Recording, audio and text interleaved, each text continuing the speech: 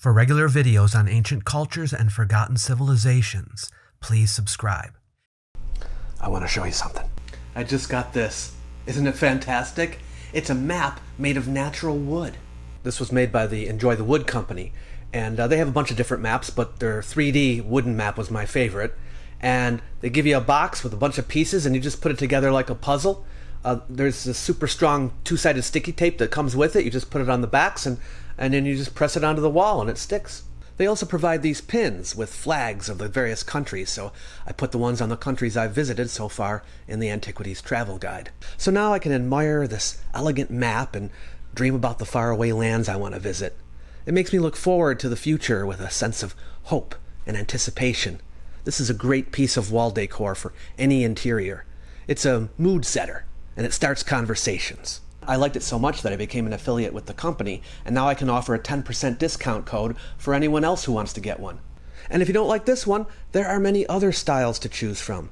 It also makes a cool gift for someone else, and definitely carries that wow effect. You can get one by going to enjoythewood.com/world of antiquity, or by clicking on the link below the video. Or you can just go to enjoythewood.com and use World of Antiquity as a discount code. The city of Ephesus was a powerhouse of commerce and culture in classical times. Located in Anatolia, on the western coast of the Aegean Sea, the ancient Ephesians enjoyed centuries of wealth and prosperity. Fortunately, and rather amazingly for us, a significant part of the city still stands. We're going there in this episode, and we'll be happy to show you around. As we uncover some of its mysteries in this video tour, you are bound to hear things about this fascinating city that you've never heard before.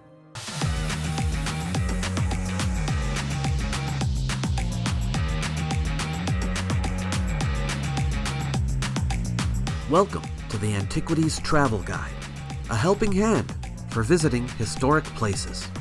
Follow us to different countries as we search for ancient artifacts. If you too wish to explore the ancient past through travel, we'll help you plan where to go, what to see, and how best to enjoy what you encounter. In this series of the ATG, you can accompany Tess and me on our trek through Turkey, homeland of the ancient Phrygians, Luwians, Trojans, Hittites, Lydians, Galatians, and Greeks. Come on, let's go. Driving north from the site of the ancient city of Miletus, which we showed you in our last episode, we made our way up the western coast of Anatolia towards Ephesus. 2,500 years ago, this territory was dotted with Greek cities. Ephesus was one of the big ones. But its origins preceded Greek times. During the late Bronze Age, prior to the Trojan War, Ephesus was a mere coastal village known as Apasha in the kingdom of Arzawa.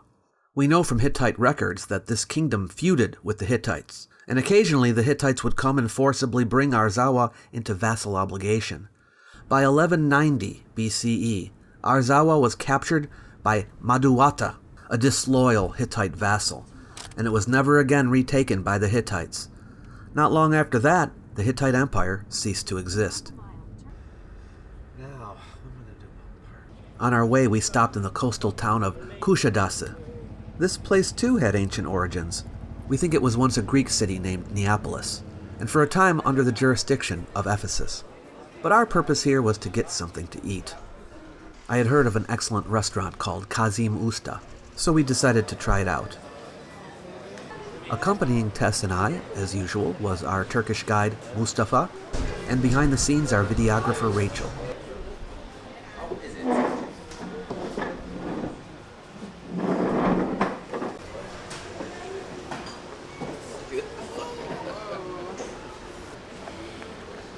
I just want some chicken fingers, chicken nuggets. I'm literally dead right now. Are you dead? I'm literally dead right now. People have been sustained by the bounty of the sea here for thousands of years, and I couldn't help but feel a connection with the ancients as we partook, though I'm sure the recipes have changed a bit. The little village of Apasha 3,000 years ago also had a harbor, and its fertile plains and rivers brought settlers from the surrounding areas and from across the Aegean Sea. The Greeks had some interesting foundation legends about the town. One said that it was founded by the Amazons. As you may know, Amazons were a tribe of warrior women who were superhumanly proficient with bows and arrows and had little use for men, aside from procreation. The city was named for the queen of the Amazons, Queen Apasas, which meant queen bee, and this, they say, is how the city got the name Apasas, the Greek form of Apasha, and why the coins of Ephesus have the raised image of a bee on one side. Though we should mention here that the coins also have an image of a stag on the other side, and both the bee and the stag symbols can be attributed to the goddess Artemis, goddess of nature, the hunt, and childbirth, which makes more sense. Artemis worship, as we will see, played a prominent role in Ephesian culture. Another Greek legend credits Androclus, son of the possibly mythical King Codrus of Athens, as the founder of the city. It was said that Androclus left Athens to seek a location for a new settlement. Before setting across the Aegean Sea, Androclus consulted the oracle at Delphi, who gave him a cryptic message. The oracle told him that a fish and a boar would signal the location of the new city. So Androclus went on his voyage and landed on the shores of Anatolia, where he and his crew camped in a clearing on the coast. That evening, while cooking dinner, a fish flew from the pan into a nearby bush, starting a fire. The fire flushed a wild boar out of the surrounding brush. The words of the Oracle of Delphi echoed in Androclus's ears, and so Ephesus was established in that area. Though I love a good oracle story, it seems more likely that early Greek migrants came to the small town of Apasas, identified it as a location that was abundant in food and resources, and decided to stay and build a new city here. This was around the 10th century BCE. Apasas evolved into Ephesus. It is also assumed that the Greek immigrants adopted the mother goddess, who was worshipped by the locals, and aligned her with their goddess, Artemis, building a temple dedicated to her on an older sacred site that predated the Greek migration to the area. There are more expensive places to stay near Ephesus, but if you're on a budget, you might want to try Ephesus Centrum. I chose it because it was inexpensive and had great reviews, especially for the service. It's rustic, but really close to the site, and in a convenient location for shopping. The next morning, it was time to explore the ruins of the ancient city. Information is scanty for Ephesus's early history. We know that by the 7th century BCE, it had grown into a thriving urban center, and that a series of tyrants ruled the area through the 6th century. Then, like other cities in this region, Ephesus was taken by Lydia. When the early temple of Artemis was destroyed by a flood, the Lydian king, Croesus, helped rebuild the temple in 550 BCE. The new temple was a grandiose version of the previous temple and took 10 years to complete. Under Lydian rule, the citizens of Ephesus were allowed a great deal of autonomy, and the city became a prime spot for trade and a center of learning and culture. Heraclitus, the famous philosopher, was from Ephesus. Even the women of Ephesus were respected and given more rights than was customary in the Greek world. Many of them were artists, teachers, and painters. The female painter Timarete of the 5th century BCE is known for her painting of Artemis. In 546 BCE, the Persian ruler Cyrus the Great conquered King Croesus and took control of Lydian territory, including Ephesus and the other Greek cities on the coast. The Ephesians participated in the Ionian revolt against the Persians from 499 to 494, along with the other Greek cities around here. But alas, the revolt was put down. Ephesus remained on good terms with the Persians after the revolt, and after Xerxes, the Persian king, was defeated in Greece in 478, he returned here to the Anatolian coast and sacked all the Greek shrines of the Ionian alliance cities, except those of Ephesus. Okay, so we just arrived at Ephesus, Efes in Turkish, and I'm really excited about this one. We got here early. The gates open at 8 a.m., so we are here at 8 a.m. on the dot to try to get started and try to avoid some of the crowds. It does get pretty busy here. So the cost to get in here is 400 lira, which is the equivalent of about $15.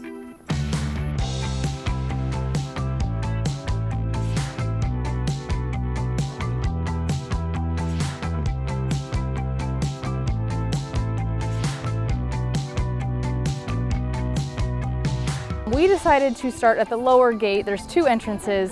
Most people start at the upper gate and then kind of make their way down. And to avoid some crowds, we are starting at the lower gate and making our way up. So hopefully that works. And I'm excited for this one. So let's go. In 412, Ephesus became an ally of Sparta during the Peloponnesian War. In 356, a crazed arsonist, Herostratus, purposefully burned the beloved temple of Artemis here to the ground. Okay, we just stumbled across the Arcadiana, one of the important streets of the city, colonnaded and leading to the theater. It was named Arcadiana because it was named after Arcadius, the emperor who, well, he refurbished it. The street existed long before him, but the name Arcadiana stuck. Ephesus would not be freed from Persian rule until Alexander the Great seized the city in 333. After that, the citizens worked together to repair the Temple of Artemis, and they created the most lavish temple in the ancient world. It's estimated that the new temple was 4 times larger than the Parthenon. Sadly, it no longer stands. But we have evidence of its magnificence from the famous Greek writer Antipater of Sidon, who listed it as one of his 7 wonders of the world. After the death of Alexander, the Macedonian general Lysimachus took control of Ephesus and changed the city's name to Arsinoe in honor of his wife. When he died, they changed the name back. During the Hellenistic period, the Seleucids ruled here for a while, then the Ptolemies, and then the kingdom of Pergamon. Well, that means the harbor's down there. That's where the harbor is. A large commercial agora was built near the port at the end of Arcadiana Street, also known as Harbor Street, and the first theater was erected. But this is not it. This one comes from Roman times, an enlarged version of the original. Construction began in 54 CE during the reign of the Emperor Claudius and continued into Nero's reign until 68, when a 3rd story was added. It could accommodate 24,000 spectators. It's even bigger than the last one. The Miletus one was only 15,000, right? Wasn't it? In the 2nd century CE, an aqueduct was constructed through the upper section of seats, and an awning was added to provide shelter for the spectators. Rome first came to control Ephesus in 133 BCE when they inherited Pergamon's territory, but the citizens continued to clash with their rulers. In 88 BCE, they joined Mithridates the Great of Pontus in a revolt and killed all the Roman residents of the city. The fight was short, and in 86, Ephesus was back under Roman rule and saddled with a heavy fine for their actions. And when subsequent civil wars broke out in Rome, the citizens of Ephesus chose poorly, aligning themselves with the losing side. Even so, Ephesus continued to prosper. Augustus Caesar affirmed Ephesus as the first city of the Roman province of Asia in the 1st century BCE. Let's walk down the shady part. This was a large commercial center called the Tetragonos Agora, which means the square market. And it is shaped like a square. The market area was constructed in the 3rd century BCE, but it was enhanced considerably in the Roman period. It was surrounded by colonnaded porticos, decorated with the statues of famous people, officials, athletes, orators, and philosophers. Behind the colonnades were about 100 rooms, most of which were shops. But there also were workshops, meeting rooms for guilds, and storage rooms. A combination solar and water clock was found in the center of the agora, but it seems to have been added later, around the 6th century CE. The Apostle Paul, the famous Christian missionary of the 1st century CE, likely worked right here in the agora with his friends Priscilla and Aquila in their tent-making and leatherworking business for a time. But they got into trouble when a silversmith named Demetrius, who sold silver shrines of Artemis, riled up a crowd of people, saying that the Christians were going to detrimentally affect their business. A riot broke out, and a couple of Paul's companions were dragged to the theater, which at the time was under construction, and we can only imagine what they were going to do to them there. One of the prominent citizens, a man named Alexander, tried to reason with the crowd, but knowing he was Jewish, they shouted him down, saying, "Great is Artemis of the Ephesians!" Finally, the city clerk was able to calm them down and get them to disperse. Paul, meanwhile, got the heck out of there. It would be fun to just go back in time and go shopping, you know? See what they had. The agora had 3 gates, but this one is the best preserved and most impressive. It is called the Gate of Mazaeus and Mithridates, because it was built by 2 former slaves of those names and dedicated to the Emperor Augustus Caesar, who had freed them. Here we are at the end of Curetes Street, and right over here the entrance to the agora, the commercial part of the city, and the Library of Celsus right there before you. This is probably the most famous structure at Ephesus, the Library of Celsus. Look at the facade here. The entrance was right here. This was built in 117 CE by a man named Julius Celsus Aquila in honor of his father, who had been a consul of Rome and a governor here in the area. And it was also his father's mausoleum. So there was a marble sarcophagus in here with a lead coffin. And from what I understand, the coffin has never yet been opened. This library, which is estimated to have held 12,000 scrolls, was the 3rd largest library in the Roman world, after the Library of Pergamum and the Library of Alexandria. Right here is Hadrian's Gate, built to honor the Emperor Hadrian, and of course parts of it are gone, but it had a 3-part entrance, and at the top there was a huge statue of Artemis up there, but in later times, the 4th century or so, Christians objecting to the goddess being up there pushed it off and destroyed it.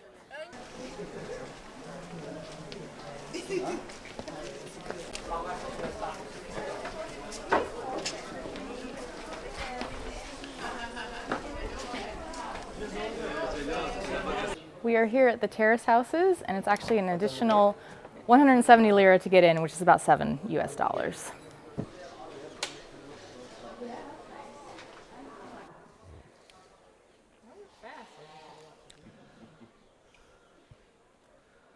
This section, just recently opened to the public, shows all these houses that have been excavated on the hill of some pretty, I think, well-off people. This particular unit, Unit 6, is quite large, but you can see the pillars still here from their courtyard in their house. This would have been open to the sunlight, and then they would have lived, or you'd come out into the courtyard and probably be a garden there or something. Although it was paved, looks like it was paved.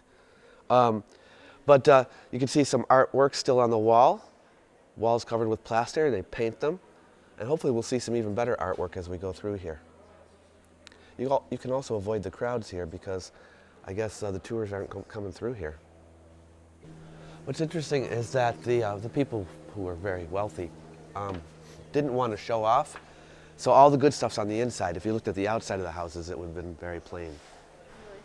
Yeah. Oh, I don't know. Maybe they didn't want robbers targeting their homes. I don't know. Everything under this roof is called Terrace House 2. What you're seeing here is basically a city block of private residences, like a condominium. These homes, constructed between the 1st and 3rd centuries CE, belong to the wealthy. What makes them so amazing is how well they are preserved. So this is actually a bath belonging to this flat or this apartment unit. It's very deep and it's very narrow. It's interesting. I'm wondering if they just stood in it, but that's where they bathed.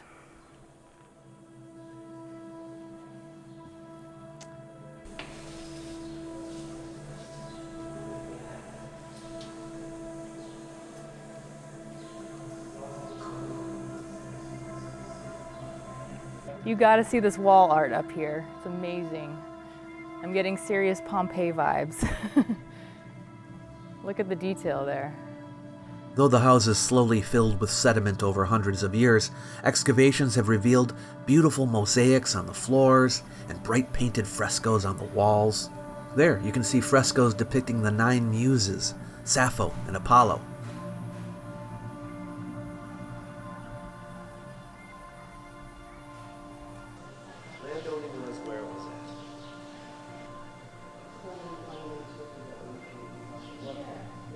This here is the basilica. Now, I know what you're thinking. You're thinking, oh, a basilica, that's a church, right? Later on, but this is built in the 2nd century, and the basilica is a style, right? It's how you make it. And this was part of the person's house. This is where they would receive the guests when they came over to visit, okay? Talk about impressive.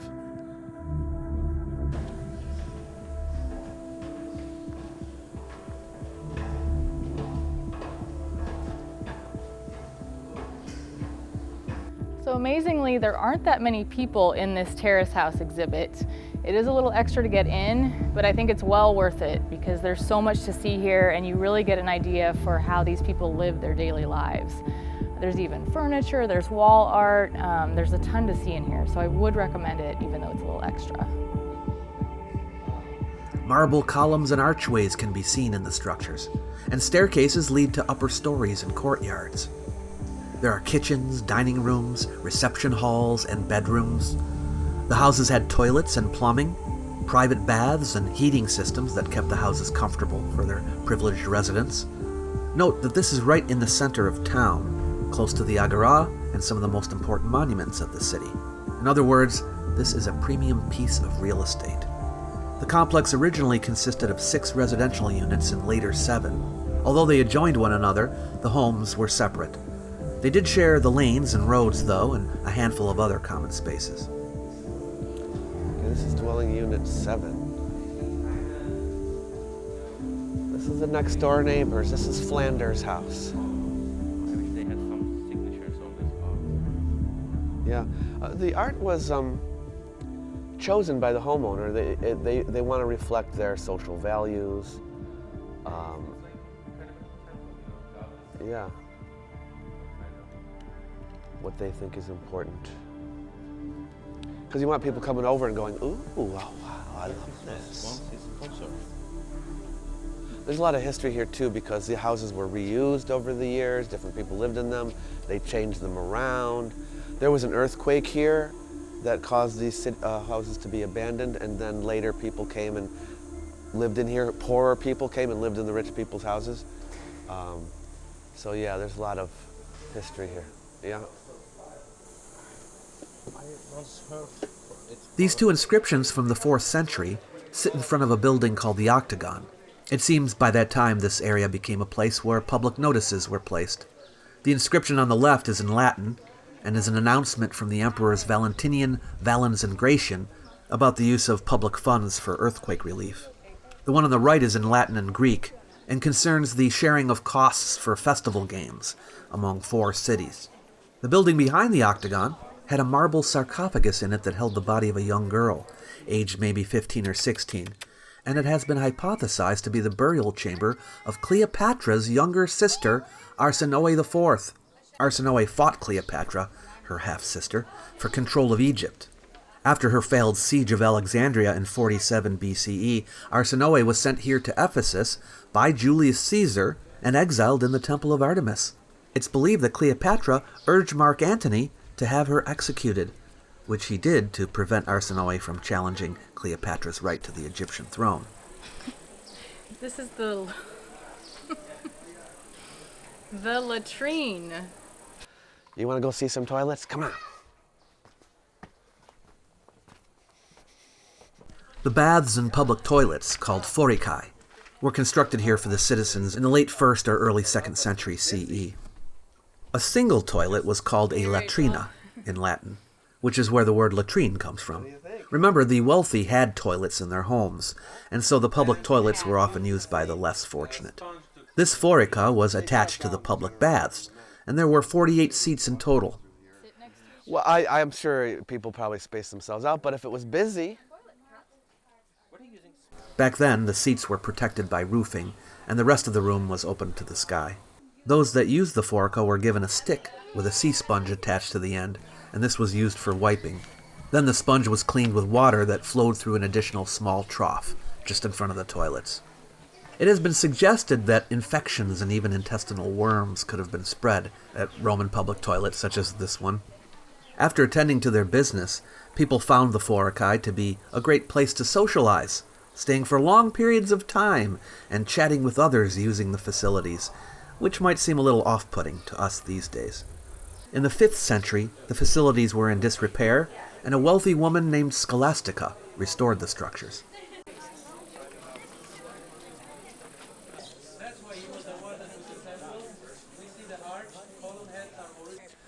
Right up across from the Terrace houses, we have the Temple of Hadrian. It's a small little monument that was donated by a fellow named Publius Vedius Antoninus Sabinus, and it was dedicated to the Emperor Hadrian. We know that from an inscription.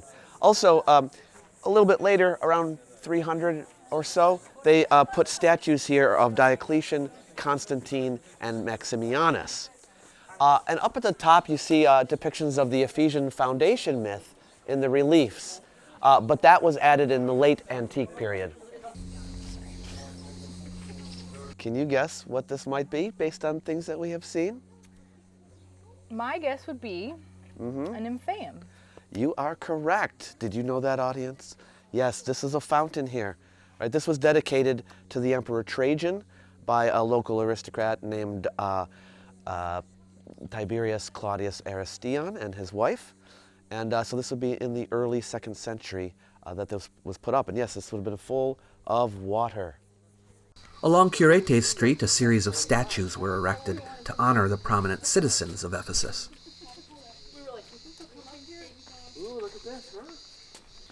So every one of these actually had a statue on them back in the day, like this.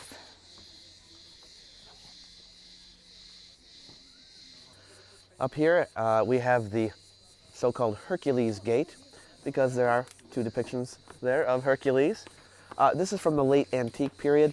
The original gate would have been much wider during the Roman imperial period, but at some point they wanted to narrow the street to prevent wagons from getting through, and so they put this gate in here, which only allows pedestrians. You can find board games on the street. This is the board for a popular game during Roman times called Ludus Duodecim Scriptorum, game of 12 markings. There are 3 lines, each containing an X or star in the center, with 6 spaces for pieces on each side. Very little is known about the specific gameplay. It involved 3 cubic dice, and each player had 15 pieces. The Fountain of Trajan, constructed in honor of the emperor, was built in 104 CE. Statues of Dionysus and Aphrodite surrounded the fountain, along with statues of Trajan's family and a statue of a satyr. These statues can now be seen in the Ephesus Museum. Right here behind us, there's a fountain here, but right here is what we call the Memmius Monument. It was a monument dedicated to a guy named Gaius Memmius, who was the grandson of the famous Roman dictator Sulla. Yeah, and so this was erected between about 50 and 30 BCE in honor of this fellow Memmius. So an early structure in the city, early Roman structure. Here we are at the remains of the Temple of Domitian. Domitian was an emperor of the Flavian dynasty near the end of the 1st century CE. And you can see part of the temple here. There's not much left, but up at the top, the emperor and I believe his wife. The emperor was very big on the imperial cult, and the city had to have a special permission to erect a temple in the emperor's honor, which the Ephesians did have. And they made during his reign, they made a temple for him here, but more generally for the imperial cult.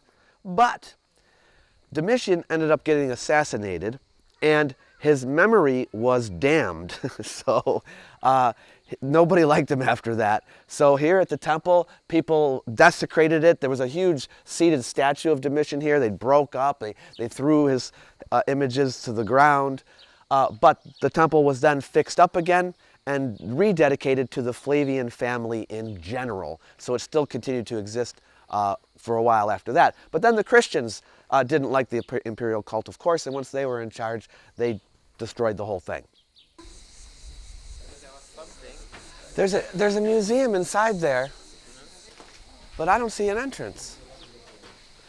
It's called the Inscriptions Museum.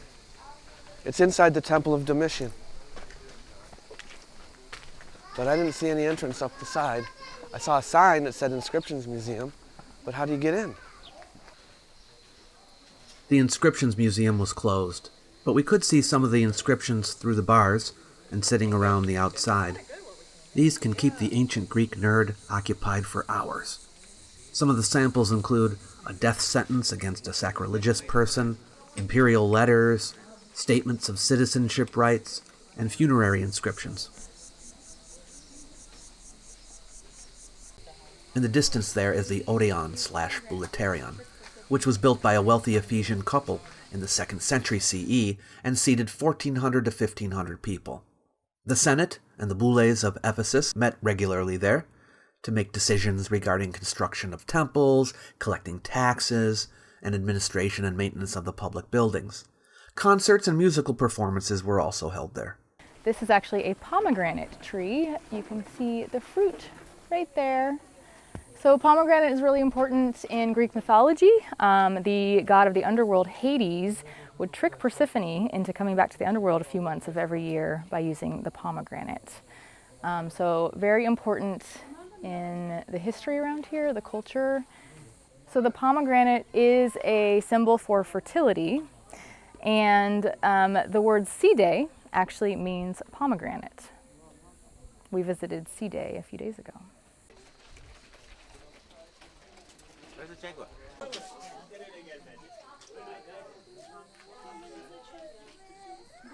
How's that? Good? We made our way back down Curate Street to check out the other side of the city.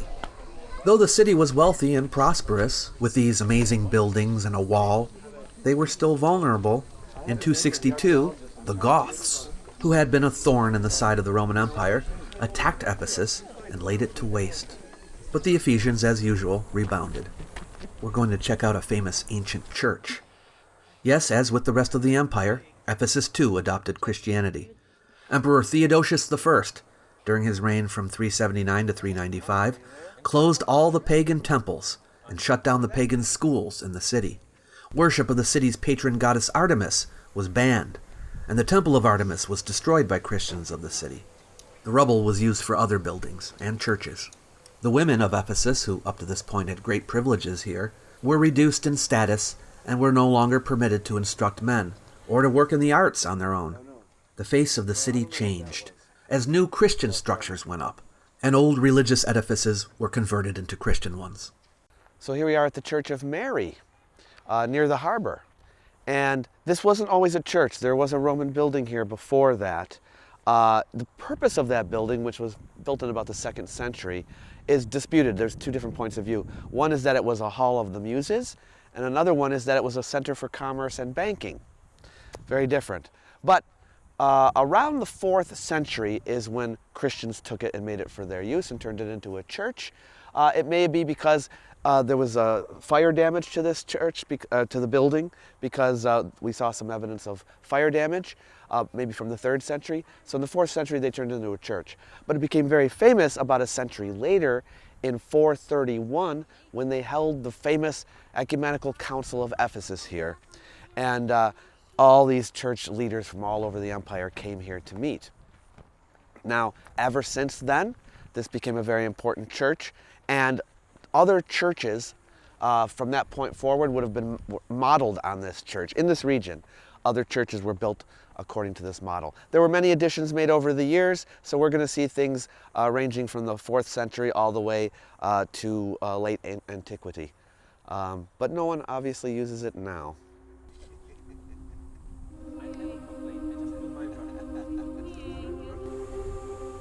The famous Third Ecumenical Council that was held in this building in June and July of 431 was convened by the Emperor Theodosius II, primarily to settle a heated dispute between Nestorius, Archbishop of Constantinople, and Cyril, Archbishop of Alexandria.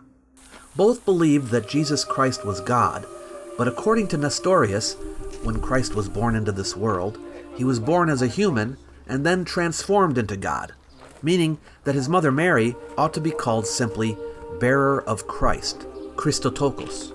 But Cyril argued that Christ was born as God, meaning that Mary would then be the bearer of God, Theotokos.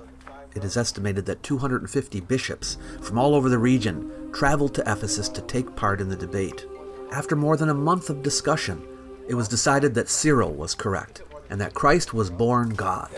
This led to what is called the Nestorian Schism. After the council, this church was declared to be the holiest church of the most holy, most honored, and eternal Virgin Mary.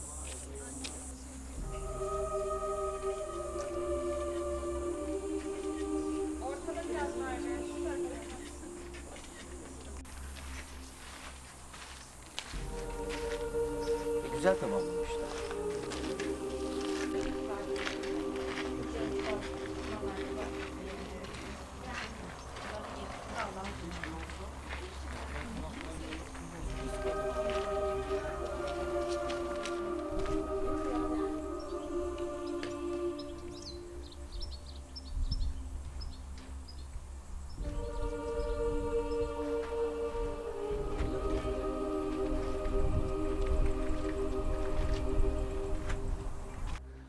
So here we have the remains of the baptistery.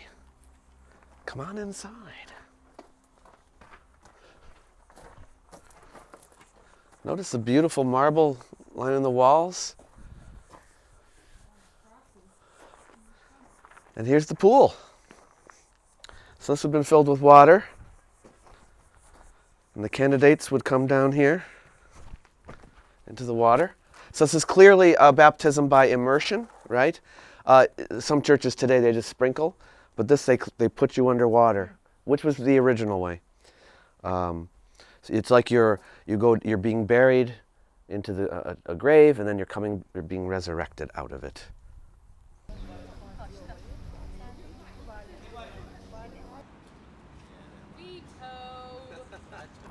So we're at the museum at Ephesus. It is 30 lira to park here, but we just found a shady spot on the street right over there. So another option.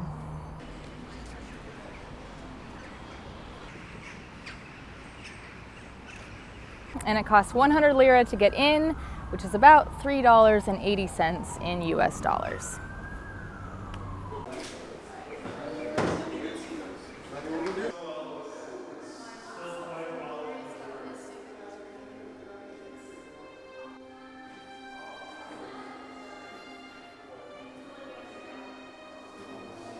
Oh, you know where these were? They were in the Library of Celsus.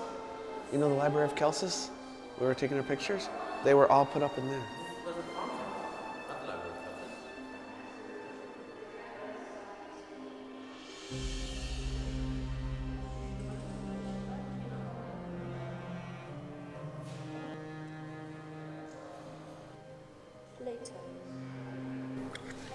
They have their scutums, gladiuses, and some. Look at that polish on that marble. You see marble regularly, you think, oh, it's not possible. But look at that. Marcus Aurelius.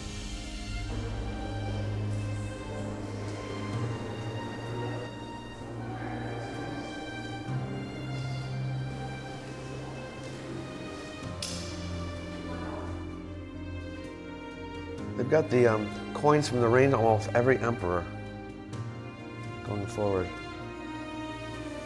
that were found here. That's how long this city was inhabited. Almost every emperor's face.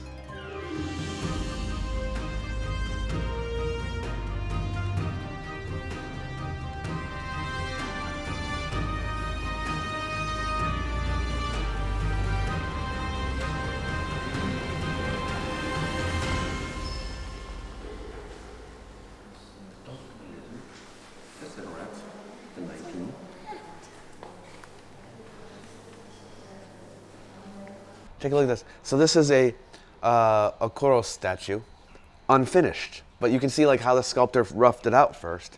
And then these ones are done. So see here, this is a finished one.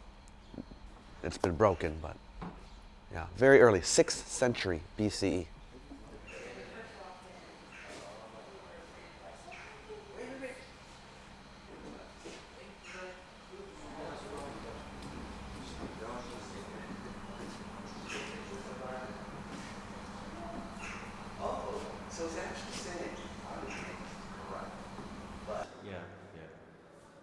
Check these out. Isn't this unbelievable? Have you ever seen anything so great? And if I'm not mistaken, those are all breasts. Those aren't grapes. Because she's the mother of all animals. You'd love her. And I think she feeds them all. Oh my God, it's me. And that's another version of her over here. It almost doesn't look Greek. The reason why she looks like this is they've mixed the Greek goddess Artemis with Cybele, who is more local. So she doesn't look quite Greek, you notice that? Oh, so it's actually saying, I don't even know if this is correct, but that the mother goddess of Çatalhöyük led to Kubaba, led to Cybele, maybe. I can see this leading to that. That I can see. Maybe on this, maybe. This is a long time before. Yeah.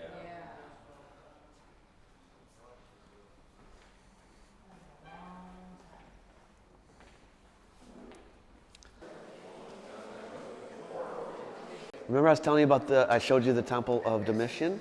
This was from that temple, and that's Domitian. There was this colossal statue of his, and which of course got destroyed after he was assassinated and everybody hated him then.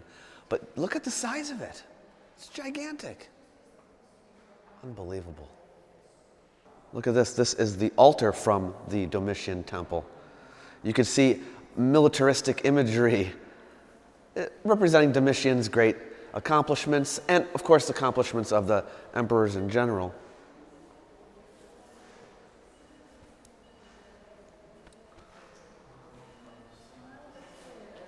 Proconsul Stephanos.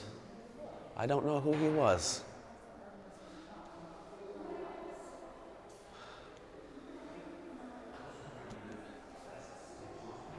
Reliefs of the Parthian monument, 2nd century. Oh, look at Augustus Caesar himself. And Livia, his wife. This is the first ever Roman emperor and his wife Livia. During its heyday, the citizens of Ephesus would maintain the port and harbor regularly. Silt from the Caister River, also known as the Little Meander River, would often clog the harbor and block ships from coming and going. Though it was extremely difficult, the citizens would clear the silt to ensure the success of imports and exports, which maintained the economy.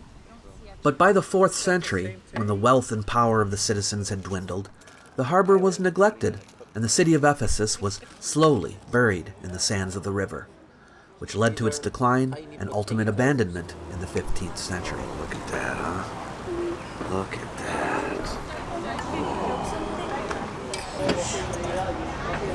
Bang!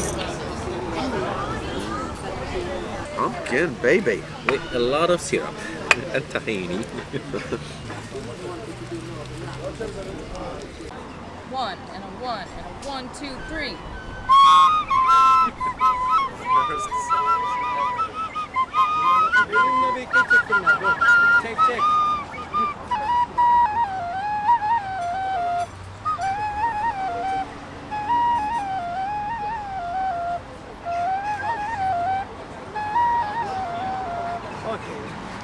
Okay. In our next episode, we are heading inland to visit 2 more amazing ancient sites. The city of Hierapolis, perched atop travertine terraces and known for its hot springs, and Laodicea on the Lycus, better known as Laodicea, one of the largest cities in the region, with remains that testify to its former greatness. So stay tuned and don't forget to subscribe.